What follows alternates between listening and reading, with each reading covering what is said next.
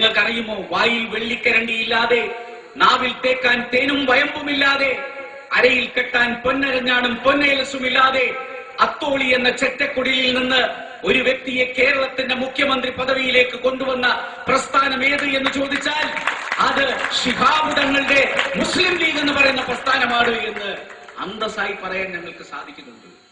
അതാണ് മുസ്ലിം ലീഗ്. ഞങ്ങളൊന്നും ഉണ്ടാക്കിയിട്ടില്ല.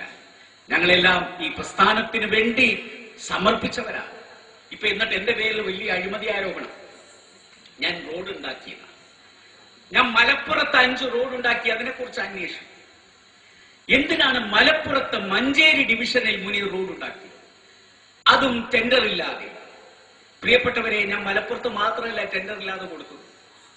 MB ജയരാജൻ എന്ന് പറയുന്ന മാർക്സിസ്റ്റ് പാർട്ടിയുടെ നേതാവ് ആവശ്യപ്പെട്ടപ്പോൾ കണ്ണൂരിൽ ഞാൻ ടെൻഡർ ഇല്ലാതെ കൊടുത്തിട്ടുണ്ട്. VK മുഹമ്മദ് കോയ അവിടെ കോഴിക്കോട് ഒരു പാലം ആവശ്യപ്പെട്ടപ്പോൾ ടെൻഡർ ഇല്ലാതെ കൊടുത്തിട്ടുണ്ട്. നിങ്ങൾക്കറിയാം, ഇതിന്റെ തൊട്ടടുത്ത് കരുവന്തുരുത്തി പാലം, അത് VK മുഹമ്മദ് ആവശ്യപ്പെട്ടപ്പോൾ കൊടുത്തതാണ്. അതുപോലെ ശ്രീമതി ടീച്ചർ പറഞ്ഞപ്പോൾ കൊടുത്തിട്ടുണ്ട്. കോടിയേരി ബാലകൃഷ്ണൻ പറഞ്ഞപ്പോൾ കൊടുത്തിട്ടുണ്ട്. പക്ഷേ തോമസ് ഐസക് പറയുന്നു അതിനെക്കുറിച്ചൊന്നും ഞങ്ങൾ അന്വേഷിക്കില്ല. മലപ്പുറത്ത് എന്തിനു കൊടുത്തു? മലപ്പുറത്ത് 5 എണ്ണം നിങ്ങൾ എന്തിനു കൊടുത്തു? മലപ്പുറത്തിന് ഞാൻ അനീതി ചെയ്തിട്ടില്ല. പക്ഷെ മലപ്പുറത്തിന് നിഷേധിക്കപ്പെട്ട നീതി ഞാൻ പിടിച്ചു കൊടുത്തിട്ടുണ്ട്.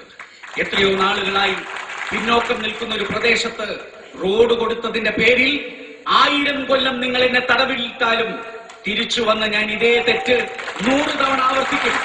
എന്റെ കയ്യിൽ നിങ്ങൾ ചങ്ങലയിട്ടാൽ അതിനെ പൂമാലയായി സ്വീകരിക്കും.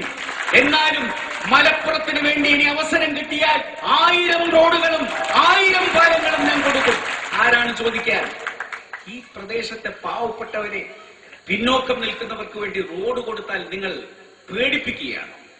നിങ്ങളുടെ പേടിയൊന്നും കണ്ട് വിറച്ച് മാളത്തിൽ പോയി ഒഴിക്കുന്ന ചോരയൊന്നുമല്ല ഈ സിരകളിൽ ഒഴുകുന്നത്.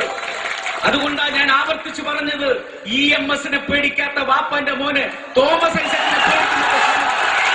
തോമസ് ഐസക് നിങ്ങളുടെ താടിയും നിങ്ങളുടെ കഷണ്ടിയും അതൊന്നും കണ്ട് പേടിക്കുന്ന കൂട്ടത്തിലല്ല മുസ്ലിം ലീഗിന്റെ പ്രവർത്തകർ.